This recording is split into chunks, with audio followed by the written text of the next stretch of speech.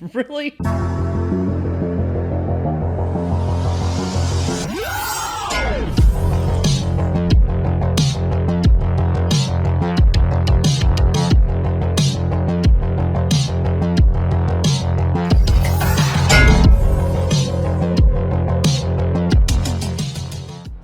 Karen, the movie, or just Karen, I don't know, who gives a fuck, is brought to us by director Coke Daniels and stars Taryn Manning, Jasmine Burke, and Corey Hardrick. So a couple of months ago, the trailer for this movie came out and kind of took the internet by storm for a little bit, depicting a story that was so out there and so in your face that everybody kind of thought it was a joke until you got about halfway through the trailer and realized, holy shit, they're taking this shit serious. People couldn't believe that this was a real movie, but I can confirm that yes, this film does exist because I have seen it. And oh my, the tales I have to tell about it. The short of it all is that Jasmine Burke and Corey Hardrick's characters move into a predominantly white neighborhood. Upon moving into this nice new neighborhood, they meet their new character, played by Taryn Manning, Karen. And wouldn't you know it, Karen is a Karen. Clever! So clever that the movie does actually call this out multiple times throughout the film. But that is about as self-aware as this movie's gonna get. And that is one of the problems. Moving on though. Karen's not just a Karen though. Karen is also a racist. Because of course she is. Through a very drawn out and long course of events, Karen starts to make her neighbors feel uncomfortable, eventually leading to a violent climax. And that's about it. If only. Now, before I jump into the next parts of the film, let me go ahead and say that yes, I agree and I know that racism is a thing and there are racist people out there. This review is not going down that road. In fact, I typically don't talk about movies that talk about politics or racism or religion because we do hear and experience this stuff so much in real life. That's not what I wanted my channel to be about. But this movie is so fucking out there. I just had to see it, and after seeing it, I know I had to talk about it. This movie is ridiculously over the top. Scratch that. It's not ridiculously over the top, it's stupidly over the top. Ridiculous, absurd, over the top movies are okay. They're usually self-aware and they're comedies. This is not that. This movie plays it all straight. But where it goes, the things that it depicts, the situations that happen in this movie and how they play out is so just fucking stupid. And the fact that they play it so straight is what just had me shaking my head the whole time. This is about a woman who is going around and like complaining about people left and right, you know, like Karens do, and like kicking over people's trash cans on the road because they brought them out the night before the trash ran instead of the morning of. And one minute she's scared of and hates all black people, and the next moment she's fantasizing about being with the husband. It just makes no fucking sense. The vast majority of the movie is just these two households going back and forth with each other. Granted, most of it is instigated by the Karen character, but it's really just these two households on this street having this petty ass fight. And then suddenly it escalates real quick to violence and we got bodies on the scene. And in this climactic ending, we have gunfights, fist fights, and even a fucking sword fight. Yes, one of the characters, for at least a moment, does become Xena fucking Warrior Princess. This is a message movie through and through, but they're not subtly conveying this message to you through like intricate, interesting characters and a good story. They're not even like shoving this one down your throat like some movies can do. Hell no, they have pinned you down to a bed with chains, have your eyes wide open to a whole bunch of like propaganda video, your mouth strapped open, and they are like forcibly shoving a tube down your goddamn throat and shoving this message directly into your fucking stomach. This is quite possibly the most heavy-handed movie I've ever seen in my life. Now, there are plenty of people that will agree with the message this movie is trying to get across. The problem is this is not how you do it. I don't know of anyone who's going to look at this movie and say, yes, this is what I want to represent my thoughts, my beliefs. It's done so badly and so poorly and so like over the top heavy-handedly that I think it actually hurts more than it helps. The movie brings up serious issues, but it deals with it in such a ridiculous, stupid way that you just can't take it serious. There's a point where one of our main black characters goes to the bathroom of a white character and it's like a fucking Confederate museum in there. They've got a soap dispenser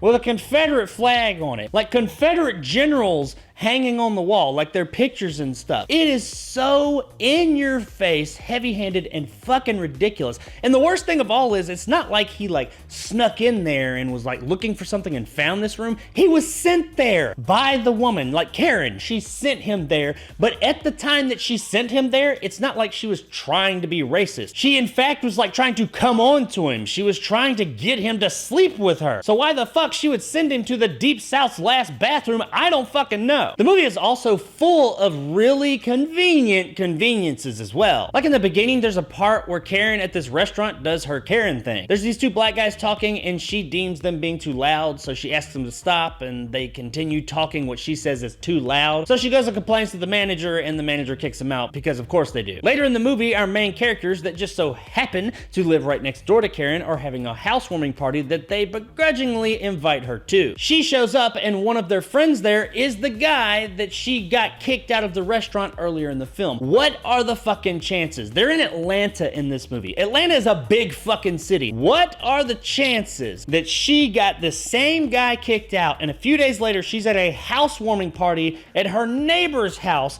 and he sees her? It's almost like the movie's saying that all black people know each other or something. It's just so fucking bad. Now, all the heavy-handed message stuff aside, the story here is just pretty lackluster. Nothing is really happening. Some stuff happens at the very beginning and some stuff pops off in the end, like I said, but the bulk of the movie is just really slow and drawn out. We do get some entertaining moments here or there, but not entertaining for the reason the movie wants them to be entertaining. This movie is not a slow burn, it's just fucking slow and drawn out. In the good portion of the runtime, you are teeter-tottering on boredom. Really, the only thing that keeps you from that boredom is that the movie is so just kind of out there, heavy-handed, and in your face, you just can't help but keep watching. As soon as you're about to like nod off, you'll just see something that just automatically makes you start shaking your head and wakes you up just a bit. And this brings me to the performances. And honestly, I gotta put out there, I don't want to take it from it. While none of these are fantastic and wonderful performances, the performances are probably the best part of the film, or at least the highest quality part of the film. On the surface, you look at this and you say that the performances here are just bad, but it's not really the performances that are bad, it's the characters, the script, the story, the way it's written. That's fucking terrible. The performances that are actually given, they're okay. Now, they come across as being bad just because they're so poorly written, but the overall performances are fine. Nobody is really any better than anybody else. Taryn Manning stands out just a bit. She's not necessarily better than anybody else, but she does seem like she gets to have the most fun by playing this psychopath Karen. So she does get the goofy, really over-the-top scenes, so of course her character is gonna stand out a bit. But overall, nobody's really any better than anybody else here. That is, until the last quarter of the movie. That's when the performances catch up with the writing, because at this point, pretty much everything is pretty bad. The performances, the writing, the story, just all of it. To be completely honest, these performances would have actually worked really well had the movie been a bit more self-aware, had it not played it so straight. Had this movie gone the more satire route, I think it could have been much more effective and a whole lot more enjoyable. And yeah, I know that the subject matter is a serious thing and we don't want to make light of it with a comedy or satire, but given what we ended up with and how goofy and bad it is, the satire way would have definitely been better. And hell, at times it almost borderlines on that anyway. It's not intentional, but it does. The movie's also really sloppy in the way that it's put together. There is a narrative structure of sorts, I guess, but there's all these other random parts that are just stuck in amongst the movie. Like Karen just like suddenly shows up doing some shady looking shit that's never really explained, and these teenagers walk up and she starts doing her Karen thing with them. It's like the movie didn't even try to fluidly put her in these situations so that she could be a Karen. She just shows up in places and is Karen. She's like an omnipresent villain that is just always waiting to Karen somebody. I mean, I hate Karens as much as the next guy and I love to ridicule them, but come the fuck on, movie. Give me a reason that she's in these places. The scenes just don't flow. They don't connect. I mean, these things happen for a reason later in the movie, sure, but you could have gotten us there in a bit more of a fluid way. It's like shit happens in this movie just because we need this to happen to get to this place later on that we need. And okay, I guess that's storytelling and all, but it's choppy as fuck, sloppy storytelling. At the end of the day, Karen, much like real life Karens, just isn't good. While it does have okay performances, especially compared to everything else, it's poorly written, scatterbrained, really out of touch, and worst of all, it's fucking boring. Had they tried a different approach with satire, I think that this actually could have worked and they could have gotten their message across. But as it stands, Karen is absolutely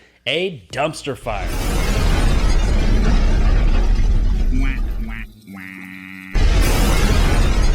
I don't think any of us ever expected this movie to be good, but I was at least hoping that it would be so bad that it's good. But like I said, it's not even really that. It's just bad. It's not worth spending any of your time on. What entertainment value this film does offer is all in the trailer, so just go watch that. So there it is, guys, my review of Karen. If you enjoyed and want more content like this, hit that subscribe button and help my little channel grow. If you want to help out the channel, check out my Patreon in the description below and become a jarhead and get some of the awesome benefits that go along with that, like these guys. And maybe join my top tier and become a bad motherfucker like my man Greg. If you liked what I had to say, give me a like. If not, let me know in the comments below why. And as always, stay sexy, Atlanta. Shut your mouth, boy. Bad things happen to people that don't comply. Now I know that given the subject matter of this film, there will inevitably be someone or someones that will leave comments in the comment section of this review that are of the nasty variety. Someone will probably call me words and accuse me of things. And hey, it's the internet and that's your right. This is a public video. However, I will go ahead and say I'm not any of those things. I watched this movie for what it was. It's a piece of shit. It's not a good movie and that's how I rated it. If you want to make baseless accusations about me, go ahead. I mean, who knows? There's a bathroom right around the corner right there. You might want to go check it. I might have my Confederate soap dispenser in there. Hell, there's a closet right over there. I might have my swastika suit in there primed and ready to go. I do live in the South after all, and if Hollywood in all its infinite knowledge has taught us anything throughout the years, it's that everybody in the South, of course, is a goddamn racist.